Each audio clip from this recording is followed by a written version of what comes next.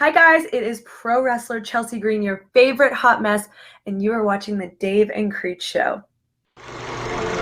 Many of the terms, comments, and stories you're about to hear may not be suitable for some. Listener discretion advised. I'll give you a good reason why my house is not complete. I have a professional wrestler and a gangster rapper building my house. All right now, boys and girls, we want to introduce... Mom says when I wear this badge, you're supposed to treat me like a man of the law. Dave Sheridan. I did poop my pants a little bit on purpose. I wanted to. Oh, so. You did it. CJ Creech. I actually got on Facebook a friend request from a member of ISIS this past week, which was really freaking weird. Have you seen your beard lately? The Dave and Creech Show. Now here's your hosts, Dave and Creech. All right. What's going on? How's it going? Good.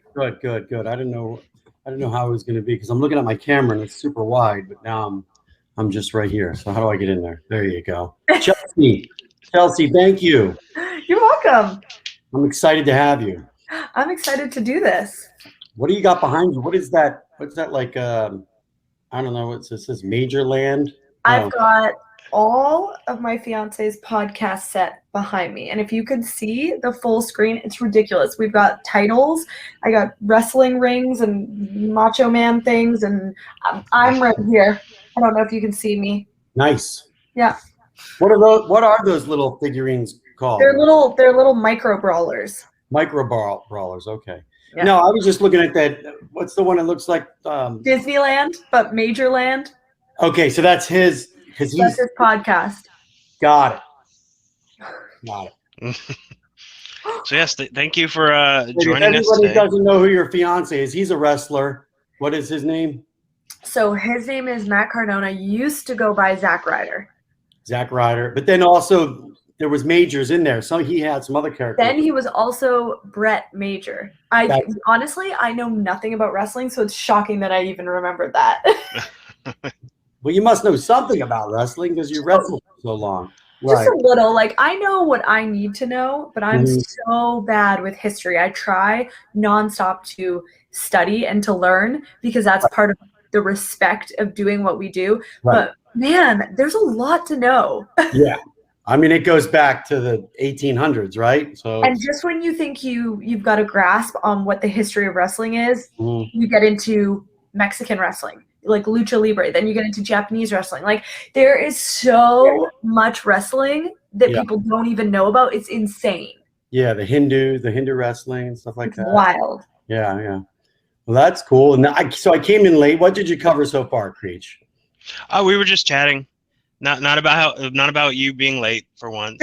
I'm always late. Late. I was on time, but I was sitting in this I don't know what it said, dressing room or back room, digital room. Yeah, we were just having so much fun talking. Yeah, I didn't even notice you had got in. So Chelsea, let's act like we do like an entertainment podcast. I'm a filmmaker, actor, and Creech and I actually acted in a few films together. We were just talking about that. It's actually pretty funny. It's pretty funny. And actually, it's going to premiere, right, Creech? You said promote some of our stuff. Premieres in May. It's called Bloody Summer Camp, and it's premiering at the end of May. April or May? May, yeah. May. We're already near the end of April. Right. At North Carolina Horror Fest or something like that, right? Oh, love it. Fear Fest. Is it called Fear Fest? What's it called? Yeah, I think it's the Carolina Fear Fest. Got it. And Chelsea, how many names did you wrestle under? Oh my gosh. So first I was Jada.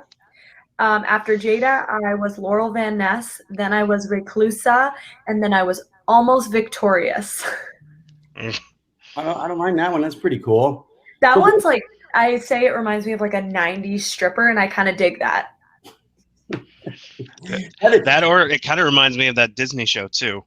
Okay, a lot of people said that as well. Like, I actually didn't watch that show, even though I'm kind of from that generation. Right. But I didn't know about that. But I just love, like, the name Victorious is so, oh man, it's so good. There's so many good puns that can come out of it. Yeah. So what was your main wrestling name though that you were at the WWE is what? So it was just my real name, Chelsea Green, which I was so lucky to be able to go by. Right. That's pretty rare, right? I mean, it's rare and it's huge because that's the name that I've built up. And now I was able to get on the big stage with my name and then take that, when I just got fired. Exactly. Because one of the things is with Vince or any of the wrestling things, and you look at The Rock or Steve Austin, and they weren't able to take their names. And someone like The Rock, but he had to pay I'm sure he had to pay a lot of money. And that's the thing. They own your likeness. Right. And they are building your brand.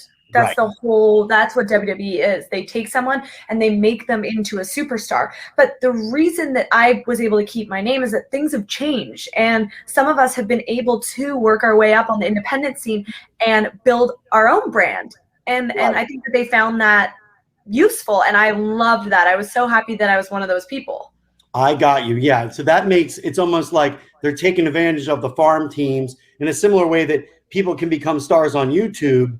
You don't want to just change their name if there's if people recognize Chelsea Green now. Right. Why change something that's working?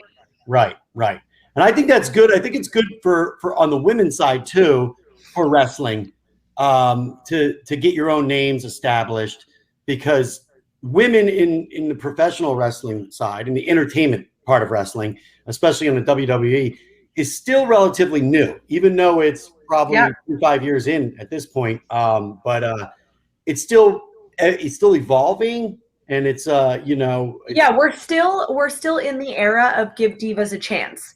Right. We're still, that blew up like 5-6 years ago, maybe even 7 years ago now, when fans tweeted #give divas a chance. We're still really struggling for equality, but we're getting it little by little. We're getting it. You saw that this year and last year with the women main eventing WrestleMania. Right. And so for me to be able to come in and keep my name, that was really big. That hadn't really happened before. Right. And also with the team drafts that they did, that kind of empowered the women to. I think one of the captains was a woman, right? Woman wrestler. Yeah, and all these little things just add up. It's huge because it opens the door to, we would have never thought that women were going to main event years ago. Everyone wanted that, but nobody even saw glimpses of that or glimmers of hope. And then all of a sudden, bam, it blows up. We're main eventing, there's women that are front and center of the WrestleMania posters. It's massive. And I mean, you even see that at AEW with Britt Baker and Thunder Rosa main eventing AEW's show, Dynamite. That was huge. And they had the craziest, bloodiest match that men have. Wow. Mm-hmm. Yeah. And that is something I want to talk about, is the physicality of wrestling, especially when it comes to being a female, but also while we're sticking on sort of the growth of women wrestlers, just in terms of the evolution of the fan as well, do you find, because you've been in it, how long have you been in it? From you recently your contract just ended with the WWE, but you were wrestling at other leagues, so to speak. So what was your beginning to end so far to this date? How long have you been a professional wrestler? So I have been a professional wrestler now as of January, 7 years. Okay. Which is so crazy. I remember when I was in my first year, second year, and I was like, I can't wait till I'm 7 years in and people don't think I'm new and people trust me. And now I'm at that spot. I'm like, oh my God, what's going on? Yeah. And do they still think you're new then? No. People still don't trust me. So. Yeah. I don't know what that's about. Hold on. No, but so did you notice in that 7-year stretch that the fans, have you noticed a growth in female fans? And I mean young girl, younger female fans. Is that something you've seen a growth in, or is it about the same, or what? So I've definitely seen a growth in female fans. They say that WWE viewers are, I believe, 40% female, which was shocking to me when they told me that. Shocking. Because when I look out in the crowd, I mainly see men. But it has been really good to see females. I think Total Divas made it cool again for females to like wrestling. I think a lot of girls maybe were embarrassed to like wrestling or things like that, which I understand. I think a lot of wrestling fans go through that wave of, oh, I don't watch wrestling, even when they do.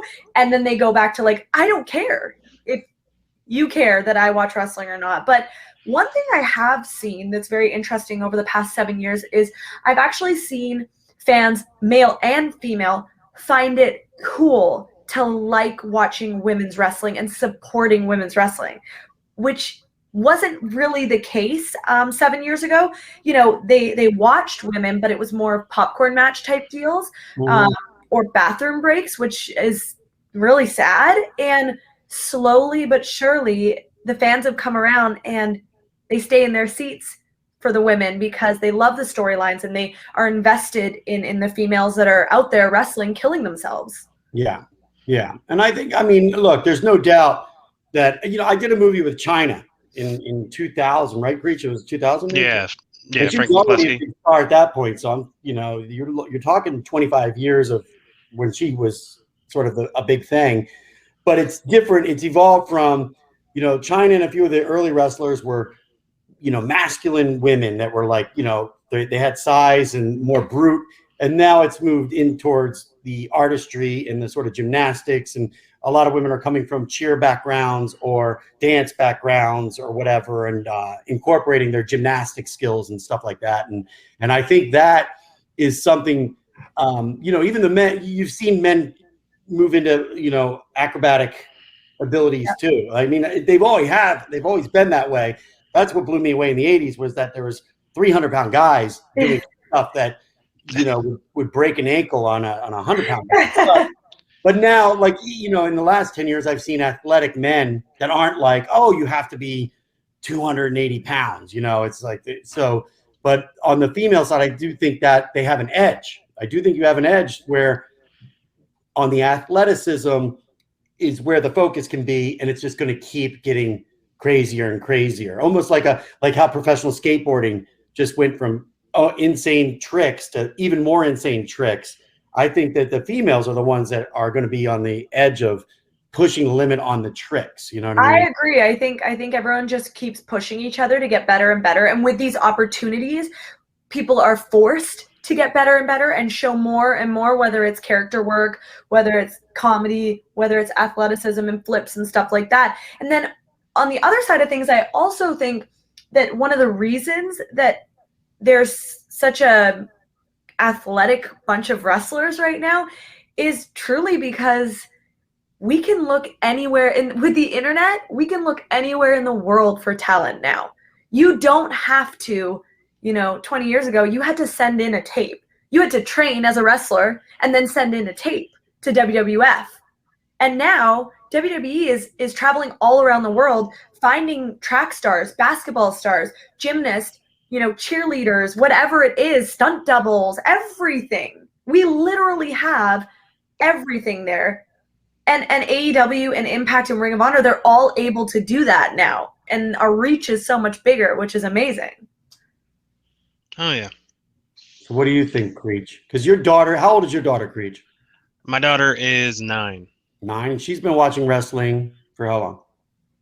Probably since she was born. She's wow. She definitely wants to be a wrestler. Who is her favorite wrestler right now? Probably still Alexa Bliss. Okay. Yeah. That's a fan favorite of a lot of the females. Yeah. She got to meet Alexa at Clash of Champions backstage. I think it was in 2019. Aww. And she still talks about it to this day. Oh. As we were talking about with you know, you starting in 2014, you actually, I believe you were a year into your career when you got into Tough Enough, which is you know, a show I grew up with. I guess you did as well, obviously, we're around the same age. And then yeah, how was that experience? Because, you know, reality TV and everything, a year in, how was it, you know, as people say, all reality, or was there a little bit of extra drama mixed in for good measure? I mean, there is always going to be a little extra drama mixed in because nobody's going to watch a snooze fest of a show. You know what I mean? That's just how it is.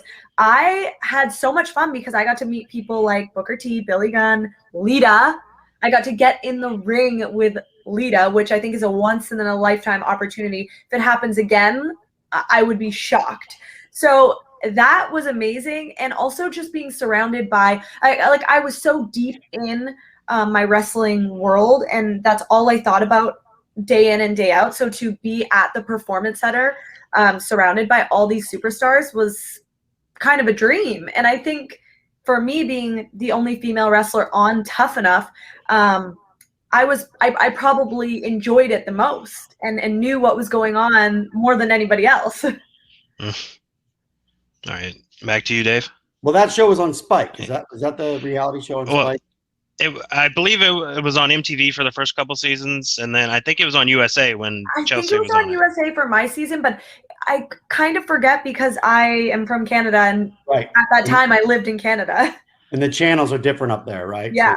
So, yeah, and so just going back real quick to the fans and the female fans, and I was talking more about younger fans in terms of my daughter is 16 now, and one thing I noticed when she was playing soccer, and as soccer was picking up for females, in terms of the world soccer in the U.S. female soccer team, you could see the involvement of the kids building, and I could see the evolution of like, man, in 5-10 years, we're going to have even better soccer players because there's so many. And I kind of see that might be coming down the line for female wrestling, especially. And it's not like there's 8-year-olds or 9-year-olds doing female wrestling, but there really are. The competitive cheer is just building big. The gymnastics is building big. And eventually you get to a point where it's like, well, what do I do with this talent? Because, what are some other options I have? I mean, kids are training like at such a young age now, and are so passionate about whatever they want to do at such a young age, which I feel like none of us were. I feel like we all just floundered until we found something that we loved, and it stuck. And for me, it was wrestling at 24. I wish I had that passion at 7 or 10 or 17, because imagine where I would have been. So you were in Canada. You grew up in Vancouver or outside, or where? Vancouver Island. Vancouver Island. So that's like Cook. Is that by Cook Island or whatever? Is that? So that's like right off the coast of Vancouver. Take a ferry there. Takes you an hour and a half. It's amazing. Okay. I think I shot Scary Movie on. I know there was like Captain Cook's boat. It was like a boat. You would have. There was also scenes at Vic High. Yep. Yeah. And that was like a lot of the scenes were shot there at that high school. Yeah, exactly. Yeah. That's like 20 minutes from my house. So crazy. Okay, got it. That's still Victoria's claim to fame. You were probably that was 1999. When were you born? I was 8 years old, but I watched it. Yeah, there you go. What? Canadians. Oh boy. I know, crazy Canadians. So what, and I'm not here, like, our fans probably don't know a lot about, how you got into wrestling. So what was your entry into wrestling? So I did watch wrestling when I was like 5th, 6th grade. And then it became uncool to watch wrestling. So I stopped briefly and kind of started watching it here and there again in high school. I saw a live show in Victoria in high school and kind of fell in love with it, but really didn't think much of it. Never thought I was going to be a professional wrestler until I was 24 years old, and I was doing homework for the university I was going to in Calgary, and I was procrastinating, and the TV was on, and on TV it was actually Raw. And so instead of doing my homework, I started watching Raw, and I thought to myself, like, I think I could do that. So I Googled how to be a WWE diva. And that was the beginning of what spiraled into this crazy career. It turns out that I actually lived about 10 minutes away from one of the best wrestling trainers in the world, Lance Storm. Oh, wow. So I dropped out of college and I went to Lance's, and I took a crash course in wrestling, 3 months, 5 days a week. And I became a wrestler. So again, what you had previous athletic experience, like you said? or none? Yeah, nothing, no flippy stuff. No, I didn't, Right. we don't have cheerleading really in Canada. I Right. didn't do gymnastics, but I always played sports. I played soccer, I ran track and field, I played a little bit of volleyball and basketball. So I always love athletics. I went to school for kinesiology and health sciences and things like that. So that was always my passion, was being in shape, being fit, playing sports and stuff like that. But I didn't really know it was going to transition into something like this. I did always want to be the center of attention, so I should have known. I was going to ask you that. Yeah. That's the other side of wrestling, is the entertainment side, and Yeah. you really have to have that. That's the side that I didn't realize I loved until I really got into the acting side of things and became the hot mess. And that's how I blew up in the wrestling world, was because of my acting and promo skills. I just didn't know I could do that until I actually did it on live television. Right. Yeah. If you really think about the best wrestlers, that's where they actually excel. You know what I mean? I'm talking the Macho Mans and the Hulks, the ones that created the thing. It was their interviews. It was their stage presence. Right. I respect good wrestling. I love good wrestling, but I stay for the entertainment. Right. Yeah. Exactly. So you just recently ended your contract with WWE, and I know a lot of they've sort of been downsizing because the COVID thing kind of squashed a lot of their ability to have the shows and stuff like that. So some of the attrition of people sort of ending their contracts is just a business situation right now, and there's an ebb and flow, and it might come back. Yeah. Is there? But I don't know your age, but as a female, and are you married? You said you're engaged. So I'm engaged. I'm 30 years old and engaged. So is there a wedding date set? Is it, or is this one of these engagements that's going to be like go on forever? It's literally the forever going to be engaged engagement. Because of COVID, we were supposed to get married New Year's Eve in Vegas, have a big Vegas wedding with all the wrestlers, and that came to a screeching halt. So I'm not sure when it's going to happen. I am forcing him to marry me, and that way I can stay in the country and work, and he's agreed to it. But who knows when the wedding is going to happen? At this point, probably 2022, when Canada and America open up without quarantines. Right. You're living in never mind. I'm not gonna say where. I think you live in a. Well, everyone knows because I had Florida? to go to the performance center. I'm in Orlando. Yeah, Florida. Right. Yeah. I was just there in December. Yeah. Christmas. I went to Universal Studios for that. Oh, that's the best. We have our annual passes for Disney, for Universal, everything. Yeah, it was interesting because of the COVID. They were open, and but there was limited numbers, right? Yeah. So I thought, the rides are going to be great, but the problem was they were doing every other seat, and then the guy was cleaning them, so it actually took even longer. Way longer. I know.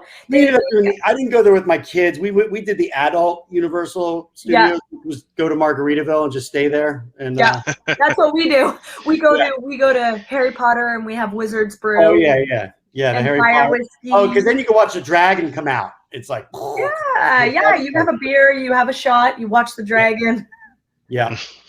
That's what we ended up doing at Star Wars, or at the Disney World, or is it Disneyland there? It's Disney World. Well, did you go to Epcot? We went. Well, first we went to the Star Wars, and we just did like double the cantina. Yeah, you're allowed to stay in the cantina a little bit, and we're just pounding, and then we went back in and pounded again, and you come out and you're so wasted, and there's lightsabers and guys, and we're like, and you forget that it's light out. This exactly. This happens to us all the time, and we always go to Epcot and do the same thing. Yeah, in Mexico, because you go to Mexico and you forget it's light out, and you're there and it's dark, and you're drinking margaritas, and you get out. Mexico is the best. We're on the same page. Yeah. So, I hope, hopefully you guys you got to convince them, just tie the freaking knot. You know what I'm saying? I know. And start making a family. You know what I mean? I know. I'm waiting. Yeah. That'll be a great storyline though, man. You should get you guys, hopefully. So what's next then what do you see as your next sort of move on the wrestling foray? So my contract is totally up July 14th. So, hopefully I get some offers for other companies, either Ring of Honor, Impact, AEW. Those are kind of the companies that I'm always in touch with, because I have so many friends in the industry that work in each of those companies. So those are on my list. I'd like to go there and do those companies. And then I just, as of today, started a podcast. So that's kind of like my new passion project. Well, hold on. Wait. That's our podcast. This isn't your podcast. This is this is where it begins. This is where it begins. I'm now going to push my own podcast. Creech, she's in the middle of our pod. What am I doing? Creech! Hey!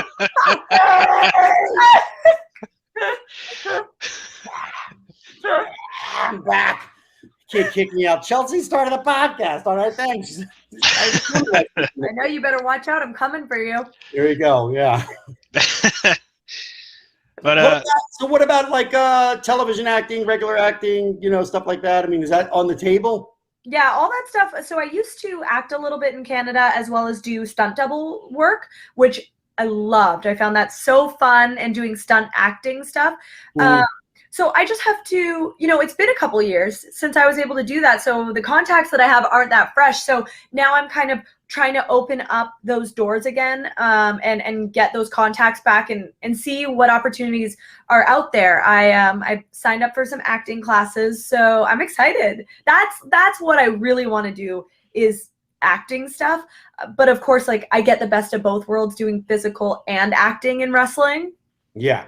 Exactly. Yeah. So, well, I mean, on the East Coast, we're always shooting there. So Florida is a great place to be centralized, to be an actor, an actress. And New Orleans has a lot of stuff. So yeah, and Atlanta is huge. So that's great. Once I get my green card, it should be a little bit easier for me. Good. Yeah. Get the green card. I know. Now we're gonna go back, because Dave just like completely went all the way past your career to I'm like current. But I jumped. So I did want to ask. Obviously, an Impact, you were Laurel Van Ness, and you after a wedding angle, you kind of got all this makeup on your face and everything. I really want to know, like, did you have any inspiration for the character? Like, where did the idea of just all the makeup, of just all crazy everything, like Joker, like? Where did that come from? Dutch Mantel and I, he worked with Impact, and we started. How did we start it out? So I was drunk for real after the segment of me getting married, because I was really drinking champagne, and the segment was so long, it was like 20 minutes. So I had finished a bottle and been handed a second bottle and was drinking that while I was crying on stage. So when I went to the back, I was like for real drunk, having a great time, and they wanted me to film a follow-up segment to go on TV for the next week. So we sat down in a room, and they wanted me to mess my hair up a little bit. So we did that, and Dutch Mantel said, "Why don't you smear your lipstick?" And I was like, "Oh, I don't want to do that. I want to be cute. I don't want to do that." And I just smeared it a little bit, and he was like, "More." And I'm like, "No." So I did a little more. He said, "More." I'm like, "Oh, okay, fine." So I messed up my whole face and did this crazy, ridiculous promo where I sang "The Sun Will Come Out Tomorrow" or something ridiculous, and didn't think anything of it, washed my face, went home, and when it aired, oh my God, I could not believe the response. It like totally blew up, and people in every company were talking about this hot mess character and how ridiculous it was. So when I went back to tapings to film the next set of tapings, which is, usually we film 4 weeks in a row, we continued on with that character just to see where it would go. We didn't think much of it. And every time I went out and wrestled as Laurel Van Ness, the hot mess, or did a promo, someone would come up to me, whether it was a fan or a coworker would come up to me and say, "Hey, I saw this happen at the bar and I thought of the hot mess," or "I saw this person and it reminded me of you." And so it would inspire me to try different things. So one thing that someone said was, I saw a really, really drunk girl at the bar leaving, and she looked like the hot mess, and she was carrying her shoes. So then you see the evolution of me coming out with shoes, carrying my shoes, you know, around and twirling them and using them as a weapon. And then someone else said something about how, oh man, I saw this girl, or I saw this wedding clip, and by the end of the wedding, her dress was like 3 feet shorter,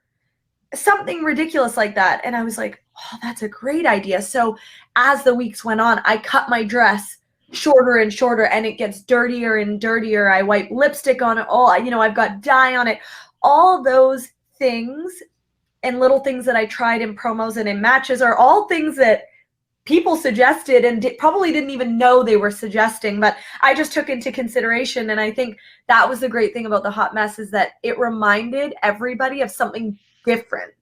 You know, it didn't have to be a drunk bride, a drunk, jilted bride. It could be a crazy ex-girlfriend or boyfriend, or a crazy mother-in-law, or, you know, like a psycho brother or sister, or like whatever it was. It triggers something in everybody. Yeah. I think that's a great character, man. I can see, my head was spinning going like, oh yeah, that, you know, and I could see how people would come up and they're just telling you, you know, it's so funny, this happened, that happened. You're like, okay, hold on. Yep, that's perfect. Thank you. That's the thing. It was so easy to do what I did, because instead of overthinking a character, I just didn't think. Right. And once I put the lipstick on, people would see backstage. Once the makeup was on, once I did my makeup, I was in. I was in so deep, and everybody would laugh at me, like just sitting down having catering in the back, because it looked so ridiculous. Because once I'm in character, I'm in. It's very hard to get me out until I do my job. Yeah. And do you find that to be draining though, to be in the character? Like, because I do Doofy, and once I'm in Doofy, I stay in Doofy, and people want, hey, let me get a photo, let me do this, and because I look so stupid, I can't go to Dave because it's even dumber. It's like, I gotta stay in the Doofy voice, because otherwise they're like, it's even dumber if I'm just like, hey, how you doing? It was exhausting. It was mentally draining. And it's funny because I'm so used to being physically drained, but I wasn't really at the time wrestling. I was kind of just only playing a character and working around people and doing comedy. So it was so tiring. I don't think I did anything after tapings every day. I had to go home and sleep because I would have the worst headaches and like crazy things like that, because you just throw yourself in and you can't help it. Yeah. That's really cool though. That's cool. And so do you own that character? So nobody owns the character. I have worked to get the hot mess trademarked. And that way I can, you know, whatever I do with that name, it's mine. But the good thing is that Impact is so relaxed. Even though we made the character in Impact, they allowed me to just do it on the independents, or if I wanted to try it at NXT or WWE, I was able to. They were very relaxed about that, which I really, really appreciated, because it'd be kind of sad if I had to leave that character at Impact. It's me. Yeah. Yeah, it is. I don't know if they have the shirts, but I would love to have a Hot Mess shirt that's like Hot Rod, you know, like the Roddy Piper, but it says Hot Mess, but it's in font and stuff like that. You know? Oh, we can do that. You should. I mean, you do have a ProWrestlingTees.com store, so I'm always coming up with new T-shirts, so perfect. I'm mental note. I'll send you the font, because I have Thank you. a Van Stone one for one of my characters, and so it would be great. You know, as a tank top for the girls and stuff like that, you know. Oh yeah. So that would be funny. But yeah, so what else, Creech?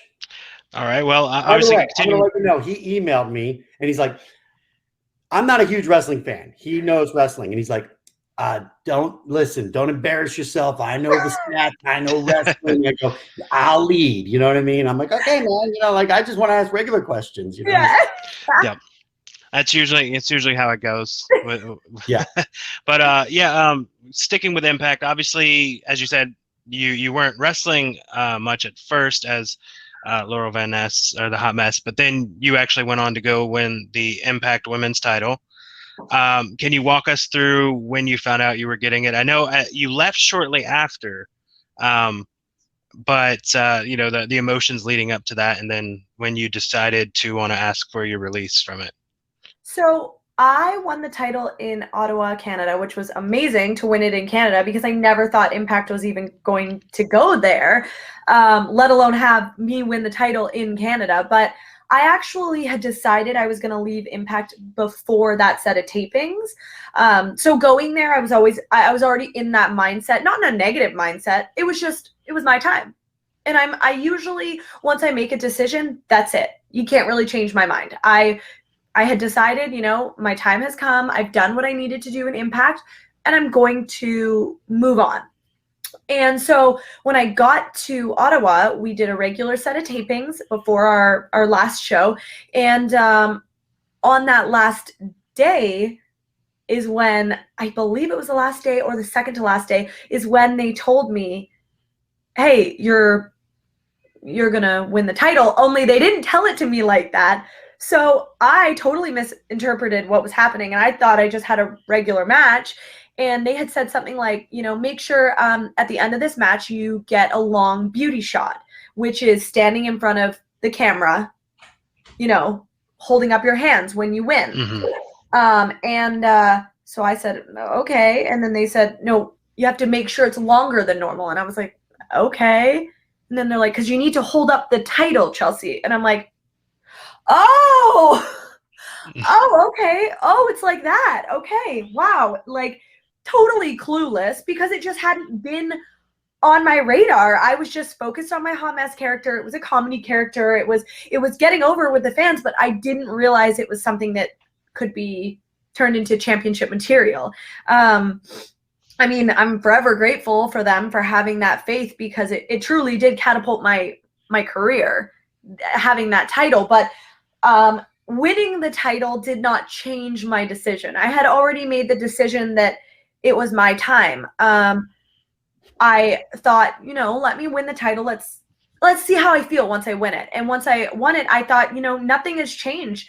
And I let them know, the time has come for me and I need to move on. But I did give them, ample warning, like whatever you need me to do, if you need me to do a storyline, if you need me to, however long you need me to hold this title for, I will hold it for. Just know that after whatever storyline is next happens, I need to leave.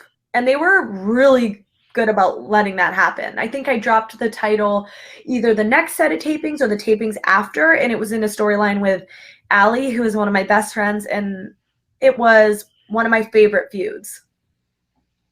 Wait, she's your best friend and a favorite feud? What do you mean? Like best friend? Because I like beating her up, but I also can get some wine with her after.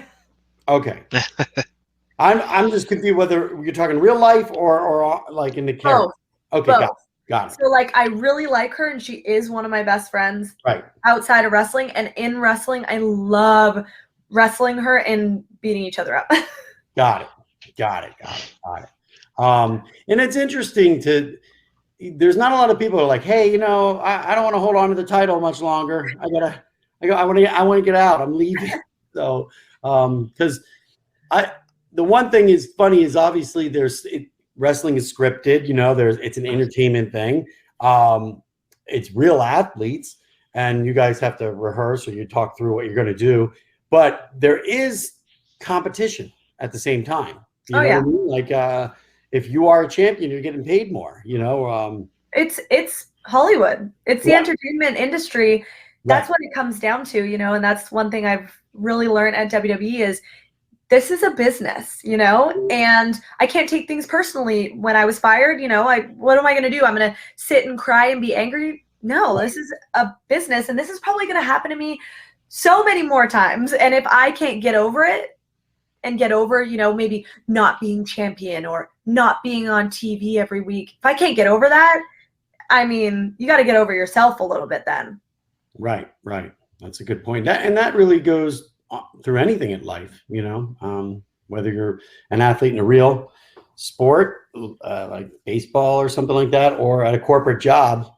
At the end of the day, it's all business, and also you make your value for yourself. You create your own value, and so don't get better at somebody else. Maybe look at yourself going, well, what can I do better? How can I better myself? Or what can I tweak? Or also, we always say is like life's rejection is God's protection in a sense. Yeah, like I really do when a believe door that. shuts somewhere, another door opens. And Exactly. You just have to be open to see it. So yeah, that's the thing. You just have to be open to the opportunities that are going to be coming your way, and not so stuck on what happened. And one thing I read today was something like, if you just live your life based on what you do and the accomplishments and things like that, you're never going to be happy. You have to be happy with yourself. You have to be happy from within. You can't be happy with what you're doing. right. And I do agree with that. I try to keep myself happy in other ways outside of work, because I would go crazy if I lived my life just for work. Yeah. See, Creech, that's what I tell you. Don't listen. I'll have to take notes down so I can remember that. Get your notepad out. It's the Chelsea Green Show, their first podcast. Chelsea and Creech could be better. I mean, look at it. I just see there's a lot of E's and C's in there, and I got nothing. I got a V. You guys got this. I don't know though. With I mean, if she did the hot mess and you did Doofy, I mean, that would be like another great combo. That's a road trip. That is a road trip on its own. Yeah, I should be like I'm the limo driver for her wedding. Yeah, exactly. Just screwed it all up. Yeah, so I think it's exciting. I think I knew nothing about you, your personality and stuff. I think you could do well in acting and stuff like that, So We'll see what happens. Yeah. Yeah, I mean, the sky is definitely the limit, and even when in WWE, you got to, I'm sure, cross off a couple of life moments. Obviously you were in the Royal Rumble. You got an elimination, which not everybody can say, even if you were only in it for 40 seconds. 14 seconds. 14 seconds. I'm sorry. But you still got an elimination in there, so I mean that's pretty impressive. Not everybody. Being a wrestling fan, what does that mean? Elimination. So that means that when I went into the Royal Rumble, I put someone over the top rope, because it's trying to be the last man standing in the ring. Everyone's in the ring, so I eliminated someone, and I also looked the best. So got it. True. That truly matters. Right. Understand. Exactly, and that was back when they still had. Well, I mean, they did just have fans at WrestleMania, but that was right before COVID hit, and you were performing in front of. Literally 2 months before they shut everything down. So yeah, I do want to ask, what's? I mean, we were speaking before we started, before Dave got on here. He was late and all. Classic Dave. Backstage. Classic Dave, yeah. But we you weren't letting me in. You weren't letting me in, Creech. I was texting you. I really was about to take a photo. I thought I go, man. He's not gonna let me in. This is gonna be. It's the Creech and Chelsea show now. Exactly. But you were talking about how it was more nerve-wracking to maybe work in front of 6 people than it would be the thousands. So how did it go from obviously the Royal Rumble? It's a huge arena. And then I guess they performed at the Performance Center for the NXT when they first shut it down for COVID. We were first at Full Sail, which is a university just down the road from the Performance Center. They only just kind of moved into the Performance Center. They did Raw and SmackDown at the Performance Center, but I was still at NXT after the Royal Rumble. So I did the Royal Rumble in front of 20,000 people or whatever it is. Mm-hmm. And then I had a ladder match in front of 0 people. So that was rough. That was rough. But you know what? 0 people still is not like 5 or 6. 5 or 6 people is a very scary to perform in front of. It really is.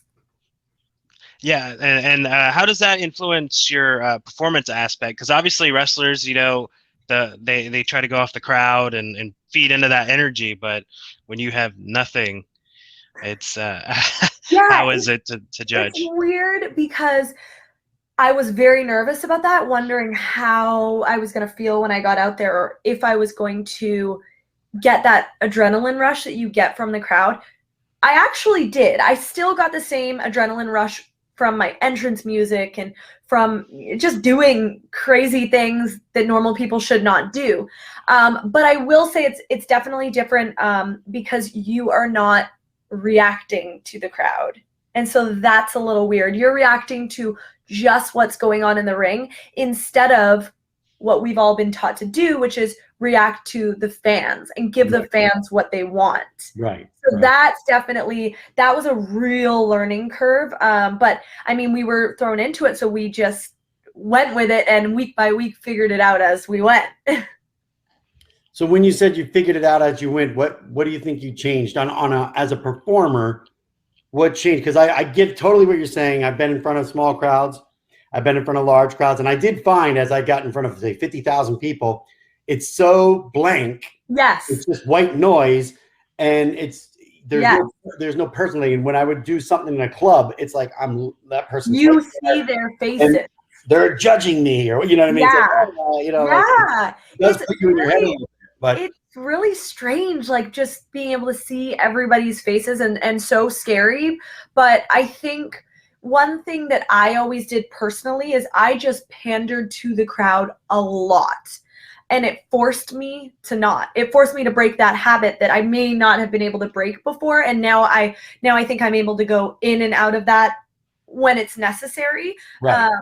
But before I was really, really performing purely for the crowd. In WWE, you have to remember, it's not just the crowd. There's a million people watching. Right. So when you're pandering to the crowd, you're missing out on those million people behind the camera. Yeah. So it did force me to reel it in on looking elsewhere and focus on where is the camera? What am I doing that the audience at home is going to see? Right. Facial expressions, movement, get the hair out of my face, things like that.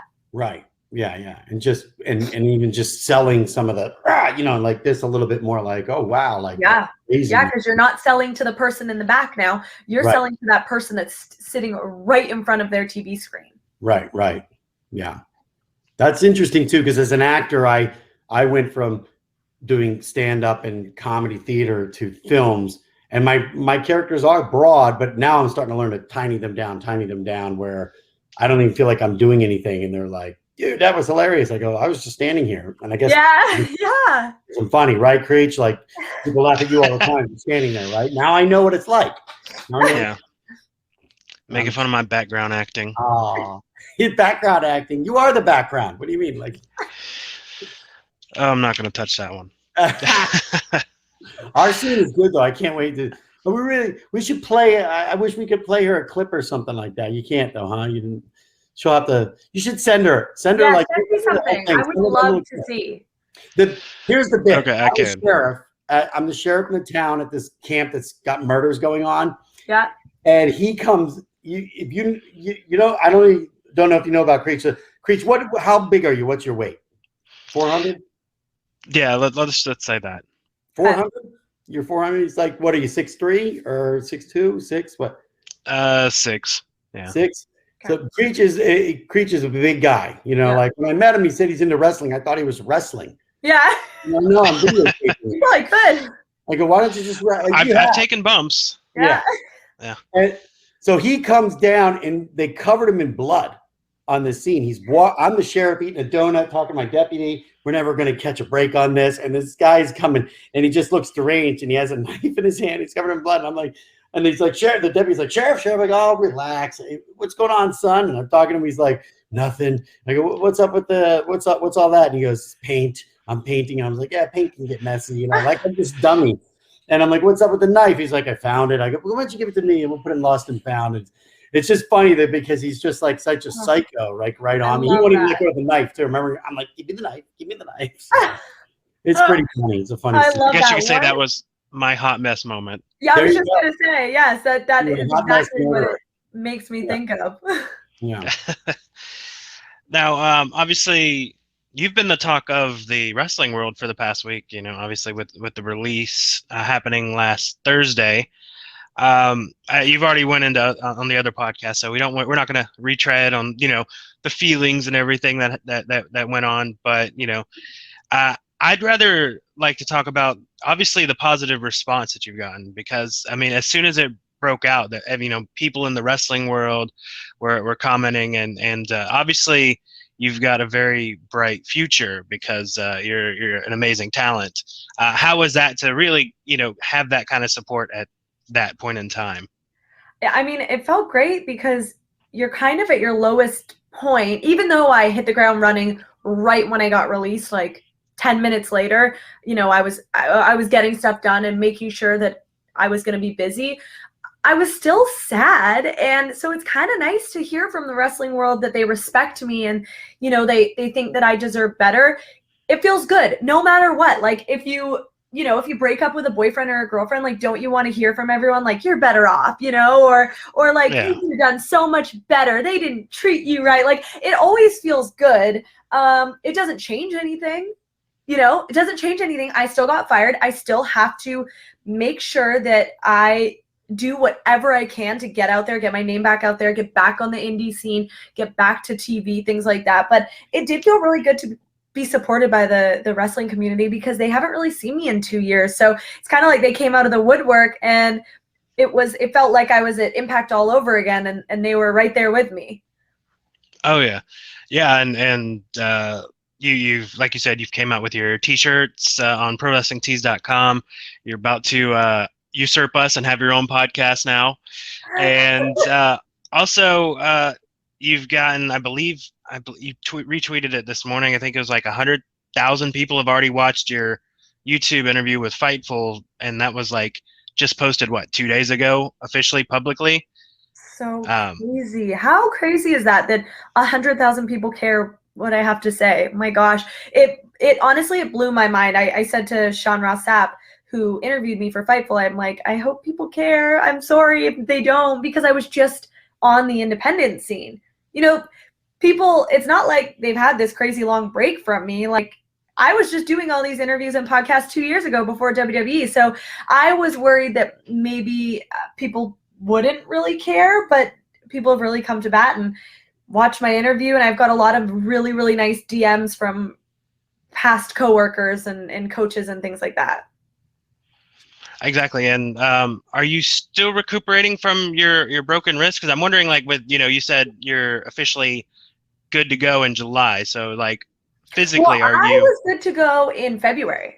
Oh, okay. So you're already ready to go. Like, as soon as July happens, you're hitting the ground running. Yeah, I'm good to go. I do eventually have to go to surgery to take the plates out that I had put in my arm, but that'll come with time. I that's something that I had to do with my broken collarbone as well. Eventually you have to get it taken out. But yeah, I've been cleared for a while. It was just that it's been WrestleMania season, so it wasn't easy to kind of get me back on TV. So that's why people didn't see me. So why do you have to get the plates out here? I can understand that, but could you just leave them in and just? I know a guy that has a titanium. He has a Tony Moran, who played Michael Myers, has a titanium piece in here, and now he's like, I can punch anyone. Like he can actually, now he's kind of a deadly weapon because he can't break it anymore. You would think that's the case, but actually, that's why I broke my arm in the first place, because I didn't get that original plate removed. So if you don't get the plate removed, it leaves that part of your arm susceptible. Yes, I get what you're saying, because now it will break here because it won't bend enough. And that is what happened. I had a little plate right there, and it broke right there, and now I have a plate like that. Got it. Right, because that's like now a break point. It's almost like I see what you're saying. That's it's exactly stronger, it. the other part's weaker, and then it will be like the stress. That's exactly it. Well, that stinks. You have to get back in there. So in that, how many injuries have you had? That's one of the things, as a layman, as a person that's not a wrestling fan, and whether you're a man or a woman, that's part of the business, is real injuries. And then there's injuries that are part of the script. You know what I mean? Yeah. That's kind of like the funny thing about wrestling is that when, we do things to look like we're hurt, and then when we're actually hurt, we do things so that you can't tell that we're actually hurt. And it's so bizarre. I mean, I wrestled in India and broke my collarbone and pretended it was not broken, went the whole match wrestling with a broken collarbone. I did the same thing in NXT. I broke my arm. I went the whole match pretending the arm was not broken as it was dangling off. Oh. You know? So yeah, I have not had like 10 million injuries, but I've had a couple of big ones. I had my collarbone, my arm twice. And then other than that, honestly, comes with the territory. Like, you're going to break your nose at some point. It's just going to happen. Yeah. You can't really avoid it, you know, like things like that. Black eyes, like stiff neck, of course. All right, and break. I guess we're nearing the end because we don't want to keep you on too long. You've already been with us for an hour. I did get some fan questions from Twitter for you, and the first one is Sarah from Twitter asks, what advice would you wish someone had given you right before you began your journey into wrestling? I think probably people did give me this advice, but I didn't listen. The advice would be listen to the advice. Okay. Yeah, first, listen. Second would be, things are not going to happen the way that you planned. You can make a vision board. You can write your goals. Things are going to happen the way that they're going to happen. But they will end up working out if you just take every opportunity and make it the best you can possibly make it. You will get to your end goal, but it's going to be like this because it's wrestling. And I know people told me that. I know people told me, you're not just going to go straight to WWE. And I know I was so frustrated with every other opportunity that came. But once I took it in and made the most of it, like, man, imagine if I had gone to WWE 6 years ago. What would I be doing now when I'm fired?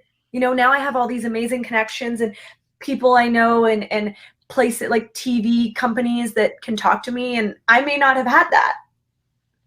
True. Somebody at Canadian at Canadian Orc on Twitter asks, what hobbies do you enjoy outside of wrestling? I am an avid hiker. I love hiking. It's tough in Florida because there's no hiking, but in it's all flat. I go on long, hot walks. I hate that, but my passion has always been working out, and I just love a good hike and the view at the top. There's nothing better. So hopefully I'll be able to do Kilimanjaro and like Machu Picchu and stuff, but that's been on my bucket list for a while, and wrestling has kind of taken over. So maybe now I'll be able to do it. Yeah, exactly. And you'll probably catch up on Netflix and everything that you know you haven't been able to get in the recent times. Just being busy. Mountains, that'd be so much fun to videotape those and add those into your podcast. What is your podcast going to be called, and where would we be able to find it? Just so we can. So it's called 50 Shades of Green. It's going to be found anywhere where you can find podcasts. I've got my Instagram and my Twitter set up at 50 Shades Pod. See, this is all new, so I got to remember this. But the debut episode is coming out on Monday, April 26th. I'm really excited. And that's just going to be kind of a mashup of everything. I don't want people to think that it's just wrestling, because it's not, because I'm so much more than that. I'll be telling, you know, embarrassing, self-deprecating stories about myself, because there's a lot of them. So I'm basically going to be telling stories about my life and what goes on outside of wrestling, and a little bit of in wrestling. Got it. Can I tell you guys one funny story that just happened to me? Chelsea, you can take this if there's anything in your head on this. So my daughter is a cheerleader she's a freshman cheerleader in high school. And so I went to the game, the football game, and it was the last, I didn't know it was the last game, but it was the last game. And the team, it was a good game. The other team was undefeated. And I don't usually get into the games because I'm there to watch my daughter do the cheers. Right. I don't have any skin in the game, but this one was finally like a really good game. And I was like banging on things, like, let's go. And I was yelling. I was like, watch the clock and all this stuff. And I realized, like, oh man, everyone's looking like, whose kid, which one is his son, right? You know? And I was like, oh, I can't just be like, that's my cheerleader, you know? So I made up a name. I was like, Jake, let's go, Jake. Yeah. And I was like, and I was like, I got to get out of here before they talk to me. So they ended up losing right at the end, and there was like 7 seconds left, and they didn't run the clock. And I was like, didn't run the clock. I'm like, I'm out of here. And I stormed off, and I waited for my daughter in the parking lot because I didn't want people to go like, where's Jake? Where's Jake? That's his dad. You know? And then instead, they're like, man, that Jake, he's got that dad. He's got that sports dad. That's good. And I was like, so. I got too into sports into that game, and I was like, I have to pretend I have a player now. That's so good. I love that. I love that so much. So, All right. Well, do you have one more question? Do you have any more questions from those? Yeah, we can do one more. I've got an at Kelly's Living asked. Not her. No, not her. Not her. Okay, but she asks. I guess you were a fan growing up of Kelly, right? Oh yeah. She wanted to know, how did it feel when Kelly came to your aid at a House of Hardcore event? Ooh. I thought that it was not real life when I got told this was happening. I thought someone was playing a joke on me, and when she truly showed up backstage, I nearly died. I've been such a fan of hers, like, oh man. So that was, yeah, it was amazing. It was so much fun. It was such a cool thing to check off my bucket list that I didn't even have on my bucket list.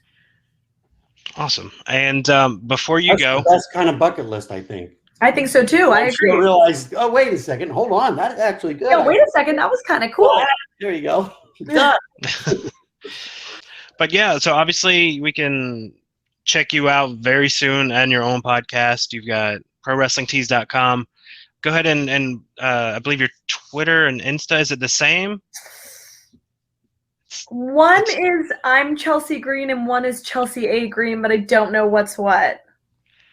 Okay, well, I'll make sure I edit that and just put in whatever the right one is, and just put Insta is this and Facebook is this. Put that in there. Yeah.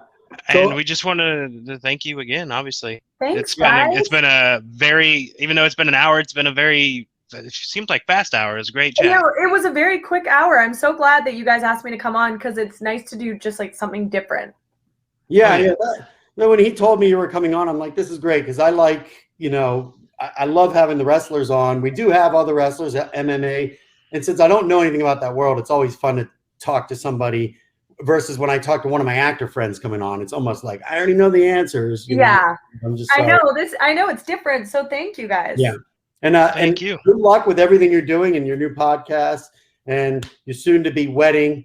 I hope I'm out there in Vegas for it, because I'm out there all the time. So we'll see. Yeah. Thank you guys. Awesome. Thank you. Bye. Bye. Bye, guys. I felt like that was maybe our best podcast. I agree. Is there anything else you want to just plug to put in there? I mean, I know we promoted, obviously, Bloody Summer Camp and the premiere at the Fear Fest. What are we at? Tuesday?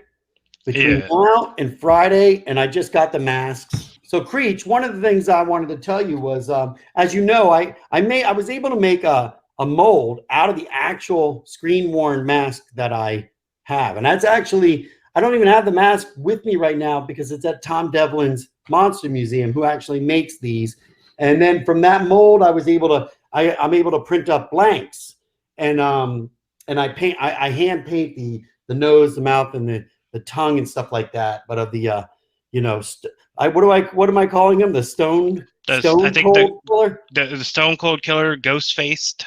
Yeah, ghost-faced. Yeah, and I'm trying to come up with so people don't go, oh, it's it's ghost-faced tongue.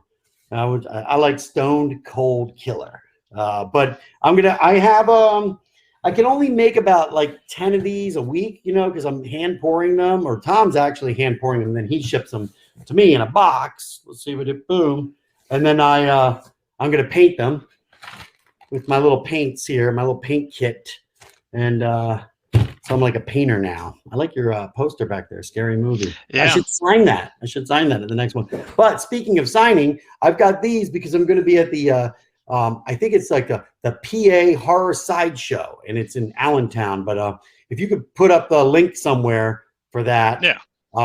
And that's Saturday and Sunday. And also on Sunday, I'm going to be dressed as Doofy the whole day, because I think it's only 12 to 4. Or it's 11 to 4, maybe 11 to check the site, but it's only for like 5 hours each day. So I figured I might as well just, Sundays are always slow. So I go, well, why don't I just dress up as Doofy then that day? But I'll have these masks and all the other things I usually sign, photos and DVDs and stuff. And if I would look forward to seeing some fans out there. Yeah, I'm curious to see what Chelsea will be saying about, what she's going to be doing next. Now that she's not a part of the WWE, but they've been letting a lot of people go because it's more of a downsizing because of the COVID, restrictions and stuff. So I wouldn't be surprised if she'll be back in the WWE once things broaden out. But at the same time, this type of, this isn't the first time she's been in one league, another league, and as a wrestler, you're flexible in the ring, and you got to be flexible in life, and they're always able to land on their feet and move on to the next thing, and that's how they discover what the next thing will be. And so, I think she's gonna probably do well in acting as well, acting and stuff like that. So I think I'm looking forward to seeing where she goes. Same here, yeah. Sky is definitely the limit for someone as talented as Chelsea Green. All right, I got to go, dude. All right, man. Later.